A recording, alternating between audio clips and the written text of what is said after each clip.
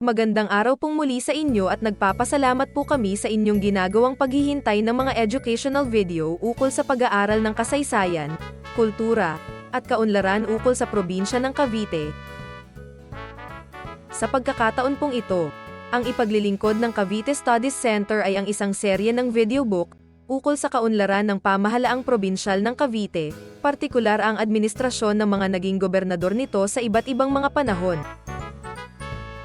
Nakikiusap po lamang kami sa inyo, na kung maaari ay suportahan po ang aming pag-aaral sa pamamagitan ng pag-subscribe sa ating channel, pag-like at pag-comment sa aming ginagawang mga video. Kaya simulan na po natin ang ating pag-aaral.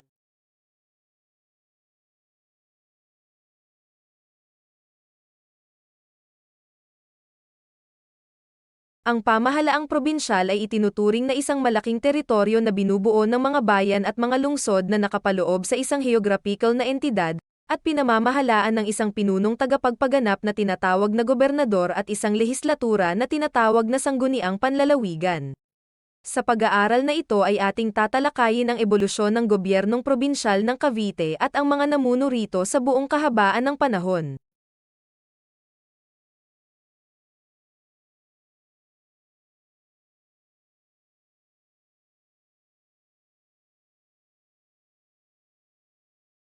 Kung pag-aaralan ang panahunan, lumilitaw na ang kasalukuyang probinsya ng Cavite ay dumaan sa isang serye ng ebolusyon na gaya ng mga sumusunod.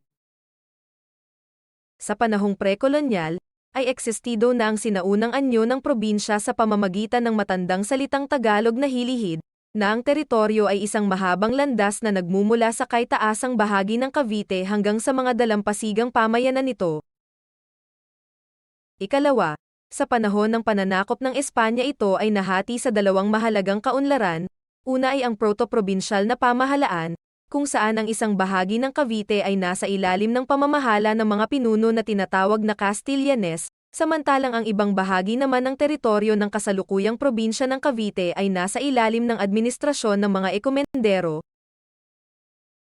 Ang ikatlong estado ng evolution ay ang pagkakaroon ng isang ganap na probinsya ng Cavite sa ilalim ng mga Espanyol na alkalde-mayor, mula 1815 hanggang 1898.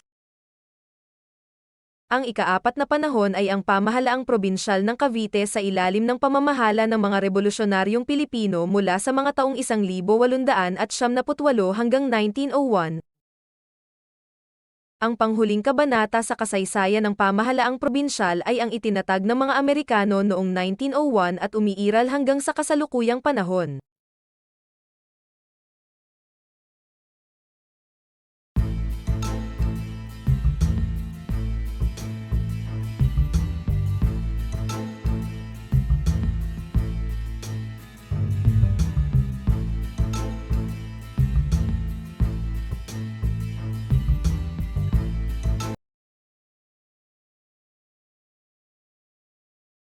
Ang salitang hilihid ay hindi na natin naririnig na ginagamit sa ating panahon, subalit ang entry ng nabanggit na salita ay matatagpuan sa Bokabularyo de la Lengua Tagala ni Niceda at Sanlúcar na nalathala noong 1754.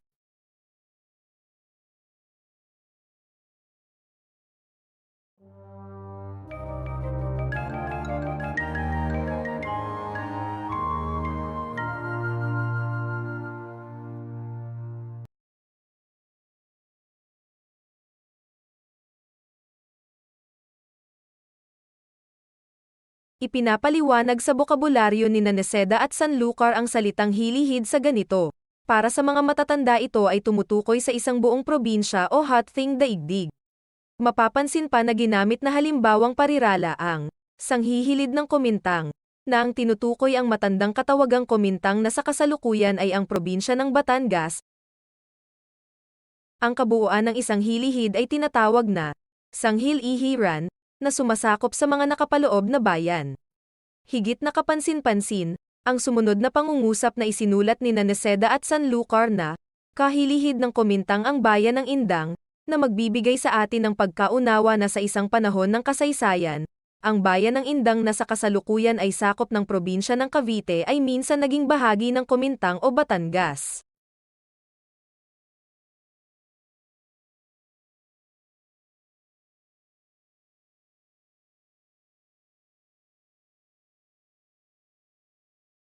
Upang maunawaan ang paghahati na sakop ng teritoryo ng isang hilihid, mababasa rin ang sumunod na pakahulugan na sinasabi rin na sa isang hilihid ng mata ay nakikita ang lahat, o sa isang tingin lamang ay nakikita ang lahat. Dahilan sa ang paliwanag ay makikita sa isang tingin ng mata ang lahat, isa itong indikasyon na ang area na sinasakop ng isang hilihid ay abot tanaw ng paningin. Upang magawa ang ganitong pagtanaw, kinakailangan na ang punto de vista ay magmumula sa isang lugar na mayroong mataas na elebasyon. Ang hilihid ay katumbas ng salitang English na panorama o isang tanawan kung saan maaaring makita ang malaking bahagi ng kalupaan hanggang sa hangganang katubigan, at ang mataas na point of reference ay mula sa isang mataas na lugar.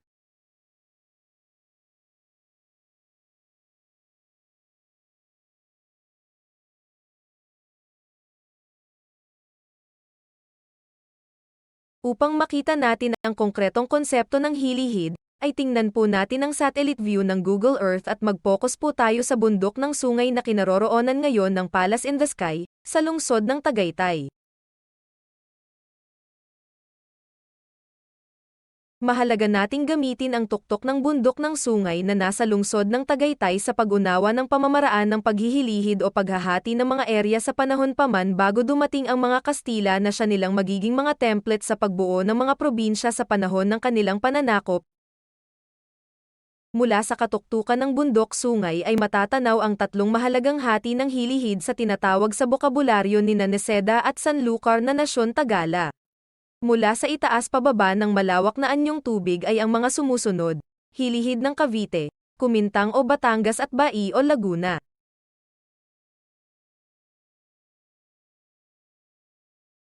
Ang katunayan, maging sa panahon ng pananakop ng Espanya sa Pilipinas, ang matandang sistema ng hilihid ng mga Tagalog, ang siya nitong ginamit na template sa paghahati ng mga probinsya, na makikita po ninyo sa mapa.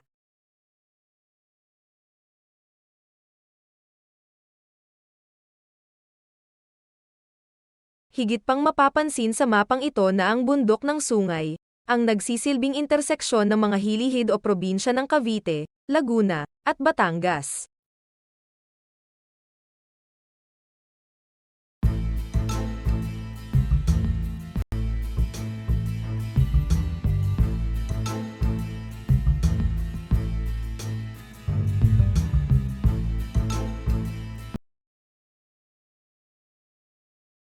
Maipapalagay na ang isa sa mahalagang konsiderasyon sa pagkakaroon ng mga Tagalog ng pagteteritoryo na nakabase sa paghihilihid ay ang tinatawag na coastal upland polarity, na tumutukoy sa ugnayang pangkabuhayan ng mga sinaunang mamamayan sa dalampasigang area, sa mga taong naninirahan sa kaitaasang lugar.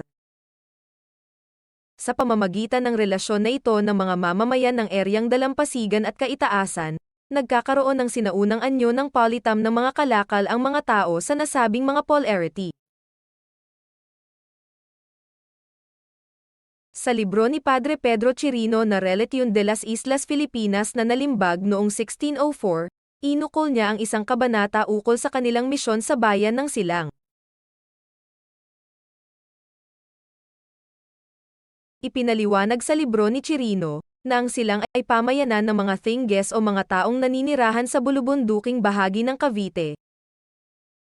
Ang pagbanggit ni Chirino, sa Silang, bilang bahagi ng kabundukan ng Cavite, ay isang indikasyon na aktibo na ang relasyong pangkalakalan sa pagitan ng mga dalampasigan at bulubunduking bahagi nito na iniiugnay ng sistema ng mga prekolonyal na kalsada.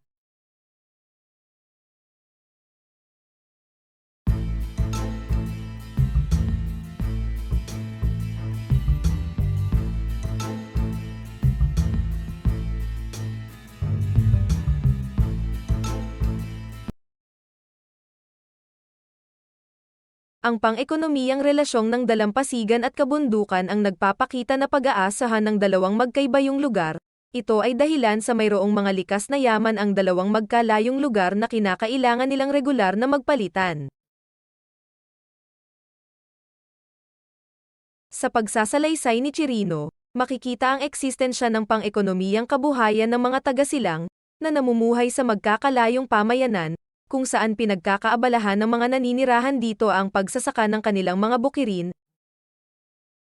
Isa sa mga lugar sa silang, na binanggit sa ulat ni Chirino, ay ang lugar ng Kaibabayan, subalit kung pag-aaralang mabuti, ito ay transliteration ng pariralang, kay Ibabayan, na tumutukoy ng posibilidad ng pagmamay-ari ng isang katutubo na ang pangalan ay ibaba,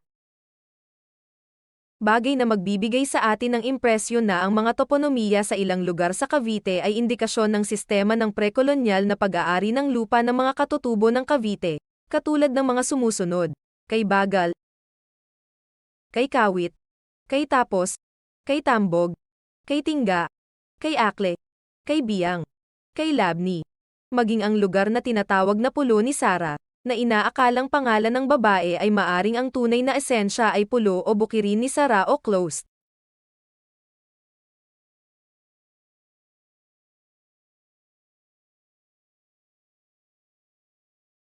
Ang eksistensya ng mga prekolonyal na bukirin sa mga matataas na bahagi ng Cavite ay magpapakita ng surplus o labis na produkto bilang pamalit sa mga kalakal na nagmumula sa mga dalampasigang pamayanan.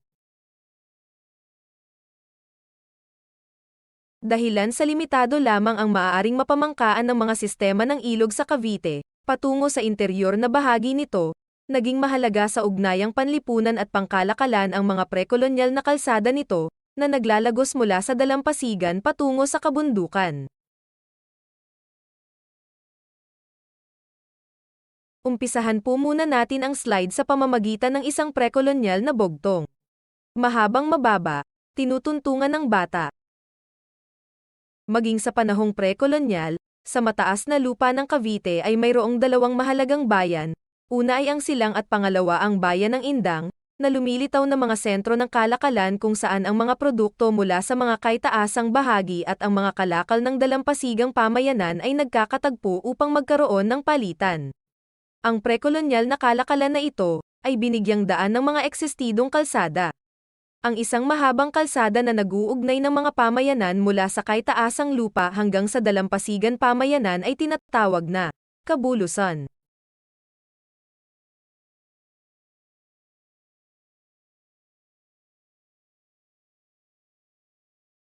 Ang pamayanan ng Silang sa katutubong salitang Tagalog ay nangangahulugan ng mga daanan mula sa mga kabundukan.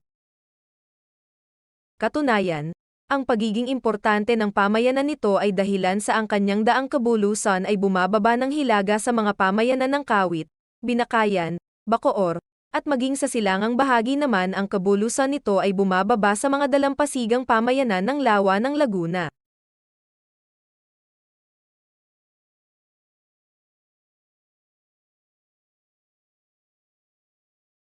Ang Indang ay lumilitaw na isa ring pamayanan na sentro ng prekolonyal na kalakalan, ang mga daan magmula sa matataas na bahagi ay tumetagpo sa mga kabulusan, na umaabot hanggang sa mga pamayanan ng Maragondon, Naik, at Tansa. Kung papansinin, ang ginawang pagtatala ni Dr. Henry Utley Beyer, ang malaking bahagi ng prehistoric at pre-colonial artifact na natagpuan sa Cavite, lumilitaw na sa area ng Indang, Mendez, at Amadeo ang karamihan sa mga ito.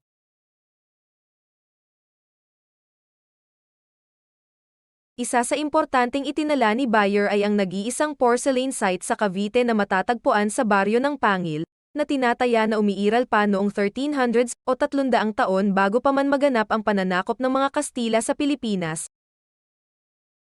Malaman sana na ang baryo ng Pangil ay matatagpuan sa kahabaan ng kalsada na nag-uugnay ng Silang at Indang, bagay na magpapatunay na existido na ang nasabing lagusan sa ganoong kaagang panahon, at ang mga porselana mula sa panahong Ming ng China, ay indikasyon na ang mga matataas na pamayanan ng Cavite ay sangkot na sa isang malawakang kalakalan ng Asya.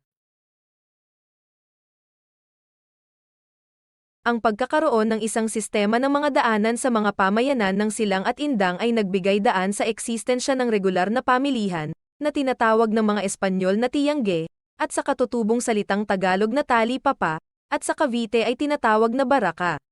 Katunayan sa ulat ni Padre Pedro Sizi, noong 1601, binanggit niya ang pagkakaroon ng araw ng Lunes bilang araw ng perya o pagpapalitan ng mga kalakal.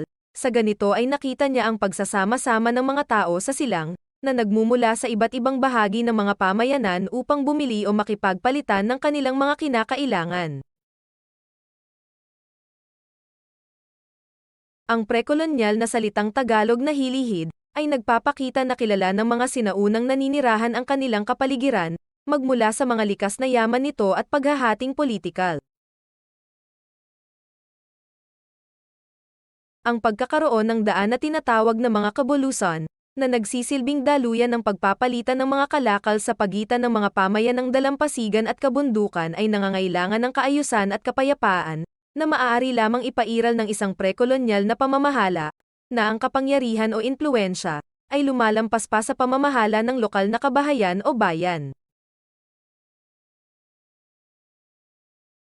Ang dokumentadong pagpapatunay sa eksistensya ng higit na mataas na anyo ng prekolonyal na pamamahala sa Pilipinas ay ang Laguna Copper Plate Inscription, na tinataya na isinulat noong 900, na naglalaman ng mga ugnayan ng mga pamayanan sa lawa ng Laguna hanggang sa Kamaynilaan at Ibayong Dagat, bagay na magpapakita sa posibilidad ng eksistensya ng hilihid bilang anyo ng prekolonyal na sistema ng mga probinsya sa rehiyong Katagalugan.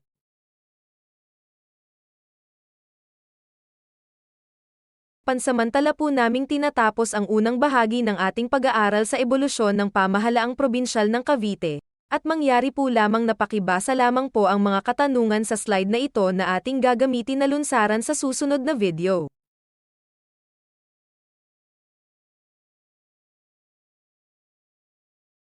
Muli po kaming nagpapasalamat sa inyong ginawang panunood sa aming educational video. Hanggang sa susunod, magsama-sama po tayong muli.